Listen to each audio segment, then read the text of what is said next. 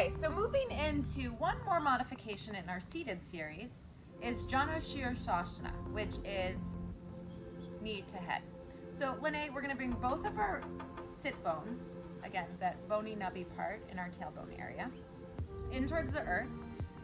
Bring your right leg slightly out on a diagonal, and then the left sole of your foot is going to come to your inner right thigh. Now, at any point there's way too much tension or it feels uncomfortable, just skip and stick to your forward fold in the true traditional sense. From here, reground your sit bones firmly in towards the earth. Bring your right toes towards your face so you start to activate all of the length through your calf, your hamstring, regrounding your sit bones back in. Pull your low belly in towards your spine. And again, that whole slinky idea, you're rooting all the way up as if there's a string attached to the crown of your head all the way down to your tailbone. From here, inhale, bring your arms all the way up overhead. Bring your palms almost as if they were going to touch, biceps roll in, soften the shoulders. Slowly exhale, bring your torso to lean over as you grab for the sole of your right foot. Now again, friends, if there's any uncomfortable aspect, maybe you have tight hamstrings, a strap works great, or you can certainly bring your palms to be at your calf, right above your ankle, or again, full extension would be towards the sole of your foot. Now again, we want to continue to bring length and extension through the spine. So you're going to imagine there's really that string attached to your heart space as it reaches and pulls as you lengthen on your inhale towards your big toe. And then exhaling, you'll slowly start to soften your front side body over the top part of your right thigh. We really want to continue to bring equal weight across your sit bone. So notice if this left sit bone or this left hip is starting to lift, ground back down, maybe reduce the amount of extension and pull you have on the sole of your foot so you can really feel a nice even distribution across the entire low body. Again, one more time, we'll inhale to lengthen, feel all of that reach come out of your sit bones through the crown of your head. Slowly exhale and find the torso over the front right thigh. And then you'll just repeat on your left side, keeping in mind one side typically is a little bit more tight, holds a bit more tension.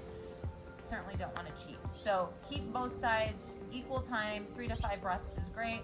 You can certainly hang out here a little bit longer. Again, helps to aid in depression, really starts to slow and soothe the central nervous system, and is also a great way to engage across the hamstrings, the glute, and your calf.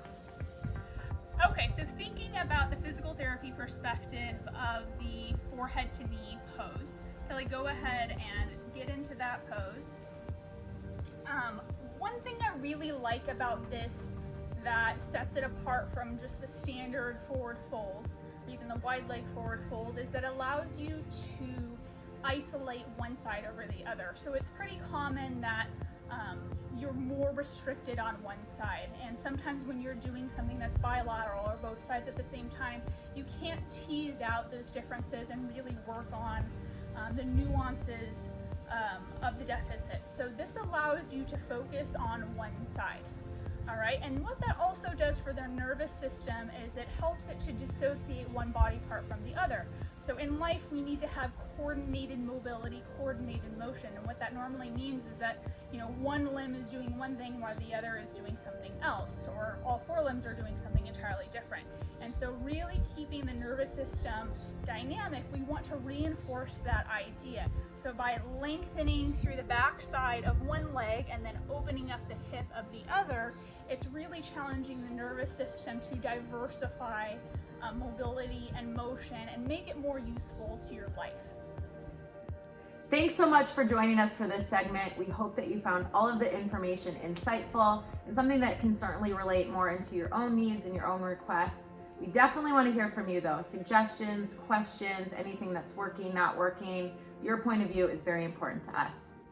So feel free to drop a comment, send us a direct message, however it's easiest for you to let us know what you want more of, what you want less of, and that sort of thing, so that we can continue to develop things that are more useful to you.